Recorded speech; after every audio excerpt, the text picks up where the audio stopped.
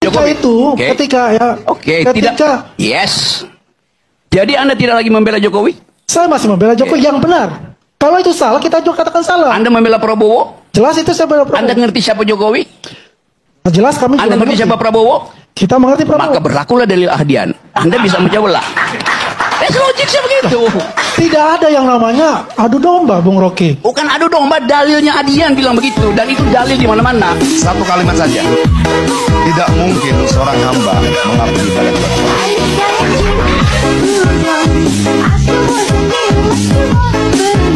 Tidak mungkin seorang hamba mengabdi pada dua Tuhan.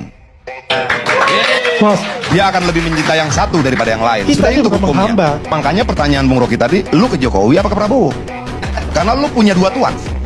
Nah, orang yang selalu tampak punya dua Tuhan itu punya potensi lebih besar daripada yang satu Tuhan untuk menciptakan adu domba. Kira-kira gitu, Bung Rocky ya? Bagaimana menciptakan adu domba? Kita kan nggak ada di dalam lingkungan istana yang dimaksudkan dari Bang Adian, Bung Rocky. Saya usut lebih dalam lagi ya. Kata Jokowi mania, pakai K di belakang apa tidak? Kenapa pakai? Mania, nggak pakai K. Prabowo mania atau Prabowo mania? Mania. Oke. Anda tahu nggak arti kata mania? The fools, orang yang nggak bisa berpikir. Orang yang mentalnya terganggu namanya mania. Itu istilah psikologi. Lain dengan Jackmania, orang yang memang membangkitkan semangat karena olahraga. Dalam politik, seorang mania itu seorang bangsat. Nggak nggak? Terus saya mau tahu dalilnya dari mana, Pak? Untuk dalilnya dari mana mengatakan itu secara psikologi? Saya terangin ya. Kata dasar dari mania di dalam bahasa Greek artinya mereka yang kacau mentalnya. Cari di Google, jangan ChatGPT. Siapa tahu itu bisa? Tapi saya ingin meluruskan ini. Kalau bilang Jokowi mania dan Persija mania. Oh, Persija itu saya mania pada Persija tuh.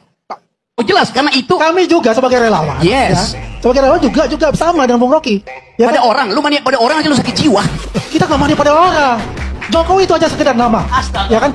Kita nggak bisa dengan mengatakan bahwa itu arti kata mania. Coba itu dulu. Nanti saya cari di Google. Iya cari dulu. Coba carikan aja Google. Ini Adian bacain coba mania artinya. Mania adalah kekacauan pikiran yang hebat, kegilaan, penyakit jiwa, keinginan yang berlebihan, tidak masuk akal, gara gila yang. Yes. Ya ini kata Google ya. Yang mampu untuk memecah belah adalah dia yang paham Jokowi dan paham Prabowo. Ini teman-teman dari apa? Jokowi mania atau Prabowo mania? Dua-duanya. Dia yang potensial memecah belah. By definition tadi. Karena dia mengerti Prabowo, dia mengerti Jokowi. Yes, coba. Ini saya cuma pakai argumen Adian ya. Bukan begitu dong, Bung Rocky. Oke, coba apa? Ya kan kita ini kan sudah masuk di Prabowo sekarang. Ya kan kita membela Prabowo karena itu ada keberlanjutan yang kita ini. Jadi Anda nggak membela Jokowi lagi? Jokowi mania dan Prabowo mania. Ya kan? Kita membela Jokowi ya. Karena sudah selesai dengan Prabowo. Jadi tidak lagi membela ketika Jokowi. Itu, ketika yes. Jadi Anda tidak lagi membela Jokowi? Saya masih membela Jokowi yang benar. Kalau itu salah, kita juga katakan salah. Anda membela Prabowo? Jelas itu saya membela Prabowo. Anda ngerti siapa Jokowi? Jelas kami. Anda mengerti siapa Prabowo? Kita mengerti Prabowo. Maka berlakulah dalil ahdian. Anda bisa menjawablah. Ya ini kata Google ya. Itu pentingnya belajar gitu loh. Jangan asal pakai nama tuh ngaco. Mau gue lanjutin lagi. Lanjutin. Kenapa pakai kata mania tuh? Ganti deh itu. Nanti orang akan catat di sejarah. Ini orang-orang dungu nih.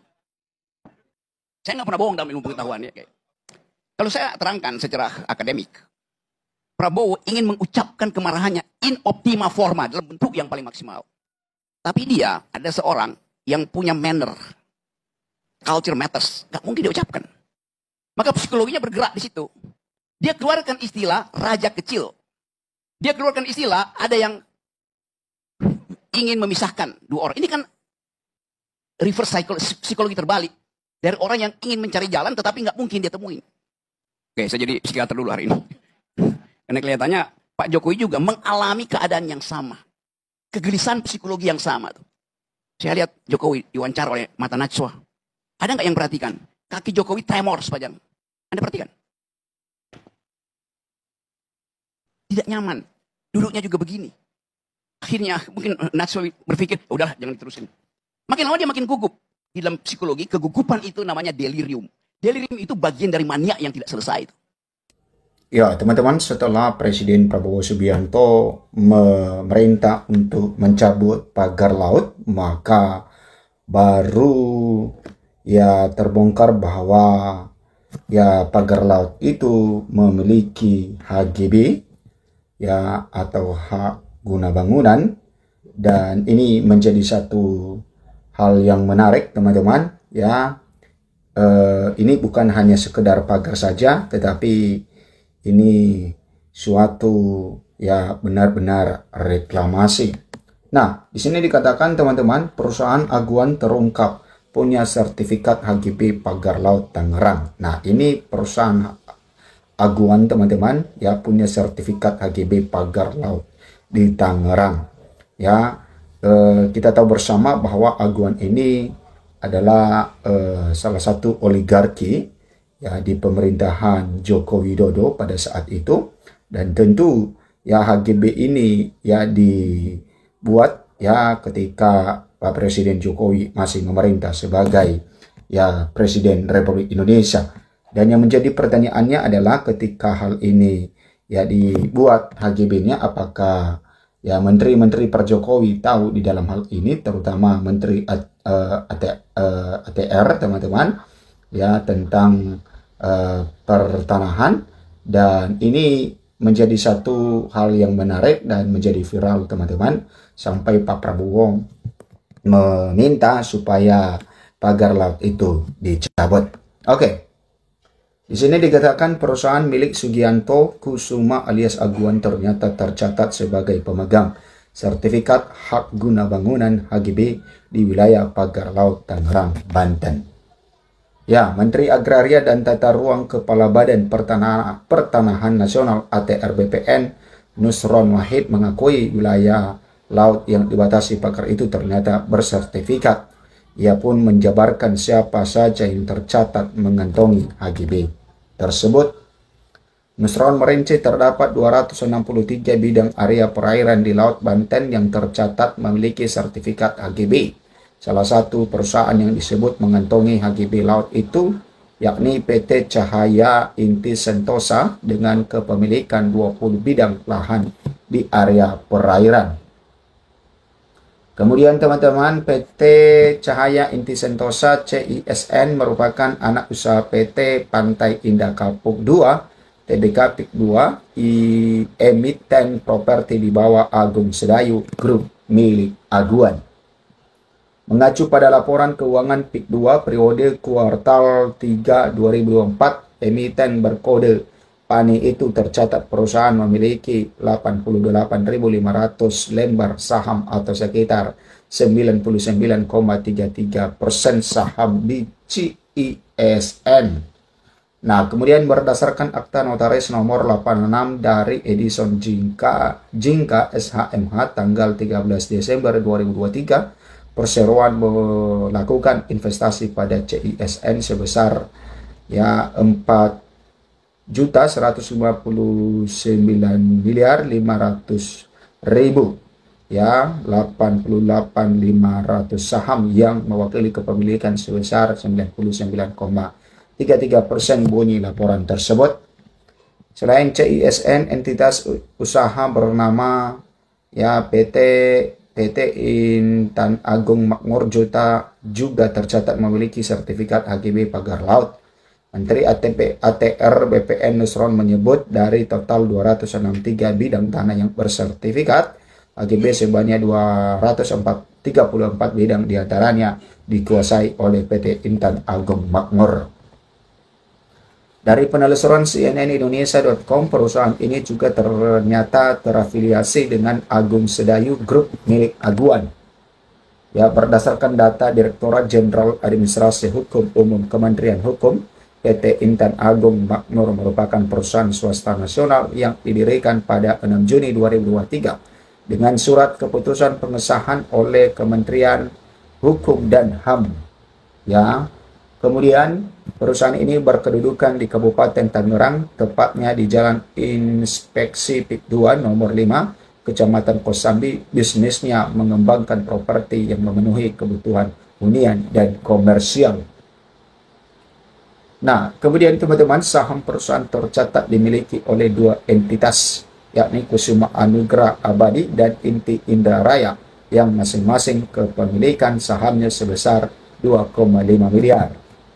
Nah, berdasarkan data perusahaan, dua sosok penting yang memimpin PT Intan Agung Makmur, yakni Belly Jaliel yang menjabat direktur perusahaan dan Freddy Newberry sebagai komisaris. Belly dikenal sebagai perwakilan dari Agung Sedayu Group, sementara Freddy Newberry dikenal luas di kalangan pemerintahan mengingat rekam jejaknya sebagai mantan Menteri Kelautan dan Perikanan KKP pada era Presiden Susilo Bambang Yudhoyono. Di dunia bisnis, Freddy juga tercatat sebagai salah satu direktur Agung Sedayu Group.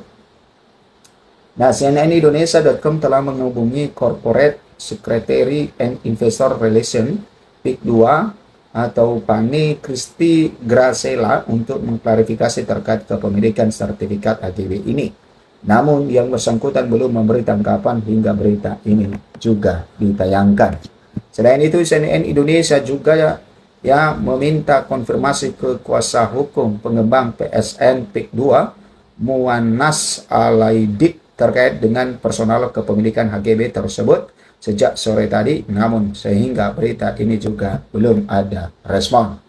Sebelumnya, Muanas membantah tudingan sebagai pemilik pagar laut misterius tersebut bukan PIK 2 yang pasang. Fitnah itu, coba tanya apa tujuannya buat PIK pasang begituan, kata dia pada Jumat 10 Januari.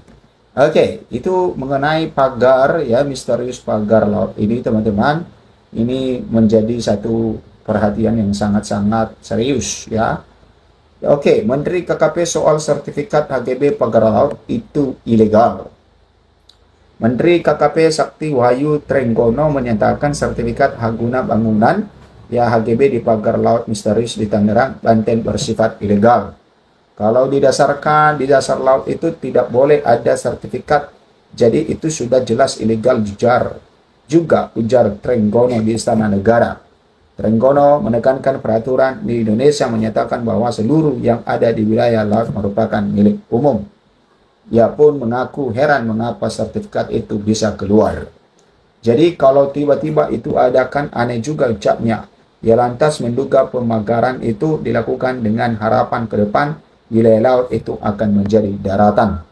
Ya, jadi kalau ada ombak datang, begitu ombak surut, dia ketahanan sedimentasinya, ketahanan boleh dibilang seperti reklamasi yang alami, ucap dia.